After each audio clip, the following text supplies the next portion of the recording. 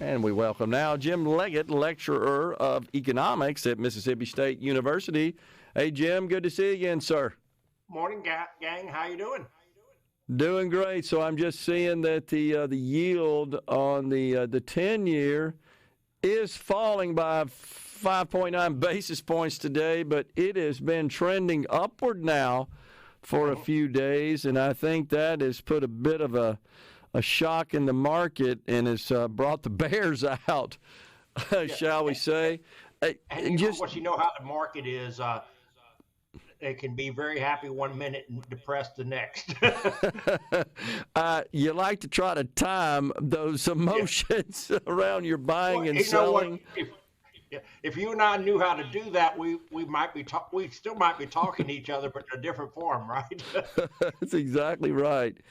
Well, and the Fed chair, Jerome Powell, he's kind of dialed back the rate cut expectations. And when we started the year, there was a lot of feelings amongst economists that, we're going to see 5, 6, 7 cuts this year. But here we are. We haven't seen any yet. We're in April. The outlook for the next meeting coming up in June doesn't look like anything's going to happen. Maybe 2 or 3 later on in the year. Maybe it's an election year. Of course, they always got to be careful and tiptoe around that. We can't seem to rid ourselves of this sticky inflation, can we?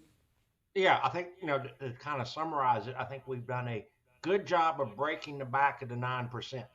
But that 3 plus, we can't seem to get rid of it.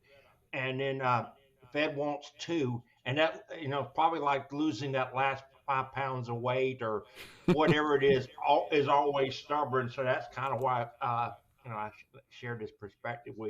I think kind of the best way to fix inflation is not have inflation because of this kind of stubbornness and just the nature of trying to forecast is hard and then fine tune it. But with that I think it's above the capabilities of mortals, but that doesn't mean we don't try. Yeah. Well, I mean, just in the last 24 hours, he says that he being Federal Reserve Chairman Jerome Powell, recent data have clearly not given us greater confidence that inflation is fully under control and, quote, instead indicate that it's likely to take longer than expected to achieve that confidence. I just got to say, Jim, Mr. Powell obviously is a very bright man, and he's surrounded by lots of Fed bank governors, presidents that clearly are very smart people. But are they missing the whole thing again? It feels like they missed it with this transitory narrative back when this thing got kicked into gear in 2021. Now here we are. It just seems like they kind of misprojected where we were headed. I don't know. Do we need somebody different maybe, or is this just too big and too complicated for even our best and brightest?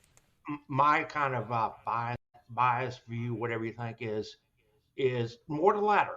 I think we're asking folks to do an incredibly difficult job, and us mortals can't understand it. Did you ever read Friedrich Hayek? Yeah. Yeah. And he talks about he's very much a hands-off kind of Austrian school economist. Yeah. And he calls invisible hand. Yeah, the pretense of knowledge, and the essence of the pretense. Comment is, if you think you understand something and then you start messing with it, you're likely to mess it up. And it's hard enough just to forecast, say, revenues for a business, much less an entire economy. So maybe I'm going to jump from Hayek to Yogi Berra. Forecasting is hard, especially about the future. Well, there's no doubt that many moving parts. I totally get that. And then introduce into the formula election year. Who knows what we may have coming down the pike. And then possibly new government, it's certainly perhaps a new party in control, new policies. Both, however, Jim, I think you've seen this and get your take on this. Both presidential candidates are talking about tariffs.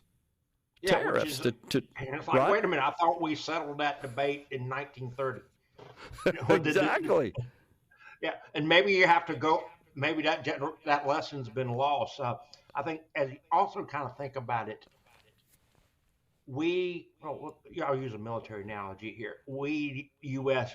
know how to fight World War II, but the next war is always different, similar but different, and the economy of 1979 is not the same beast as today, and so I guess what I'm suggesting, like ponder is how interconnected that things are internationally, as well as the fact I'm sitting in my bedroom office chatting with you on TV. Well, previously I would have had to dress up and come see you. Well, I did put on a real shirt. So, but all that being said is, you know, folks like whoever has this job are struggling with the world has changed. I think the pandemic has changed our world in ways we still do not fully understand, and then uh, a degree of optimism here. There is some recent data that suggests things like video conferencing and AI are game changers and may unleash a productivity boom, which in turn means you could have a really good period of economic growth. Because most periods of economic growth become because not necessarily anything the government did, is because, say, a new technology that changes the world is adapted. Think about communications technologies. Uh, while we give them a hard time, the Gilded Age and what we call the robber barons, ponder what steel, railroads, electricity, and oil changed the world. Yeah. And if these folks are right, I'd like to think they're right because it's an optimistic message. Let's suppose that once you get over the fact we're not unleashing, remember Skynet from the Terminator? Yeah. Yeah. Once you get past the idea we're not unleashing Skynet, it can change how a lot of us do things, and we all of all ages are going to have to figure out different ways to go do it. People thought libraries going to be dead with Google. I was in a library yesterday next to it, and Yeah.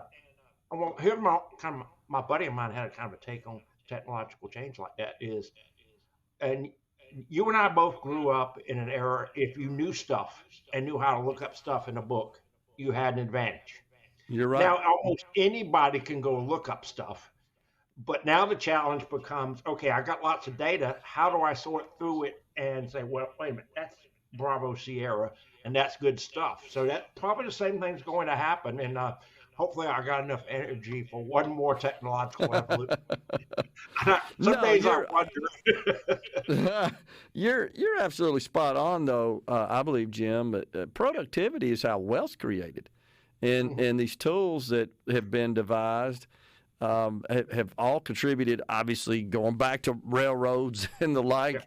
But the difference, I think, today, it's a positive thing, is that the cycle times between these new inventions and these new transformations, it has shrunk dramatically. And I think that's because we've created all these tools that enable us to more rapidly create new tools.